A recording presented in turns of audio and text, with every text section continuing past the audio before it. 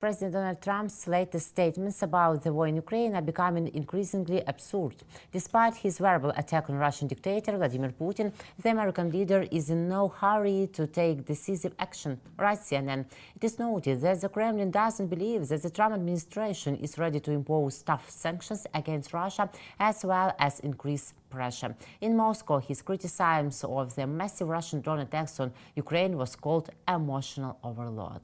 So really, we see that Trump cannot make any strong decision, and the Atlantic also adds that has Trump fallen out of love with Putin, like we talk every time between us, Yuri, about this mad love.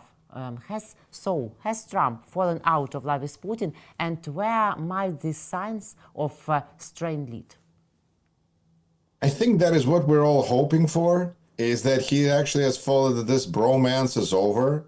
I mean, bromance, it seems like between Elon Musk and Donald Trump could be over, so why not between Donald Trump and Vladimir Putin?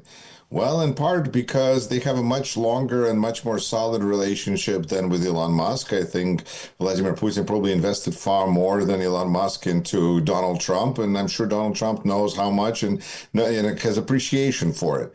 But it's ironic to me because when we discuss the 2 weeks part of this equation, and this article does a very nice job of summarizing, where we are and how we got there.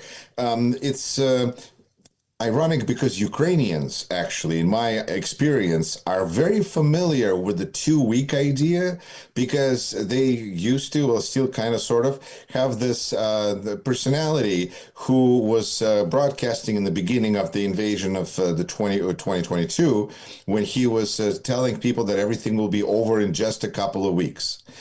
Just hang in there. On some level, it was kind of useful because it was first 2 weeks for, first few months of the invasion. But pretty soon, I think people caught up to the fact that this was really just a fake information of just 2 more weeks. His name is Aristovich. And so because of this, Ukrainians got very acutely aware when they heard Donald Trump say 2 weeks. It sounds, what I'm hearing, what I'm seeing is that there's this kind of like 2 weeks. We heard this before. And it's true. And it's also true that this is what Donald Trump says when he's not sure what's going to happen next.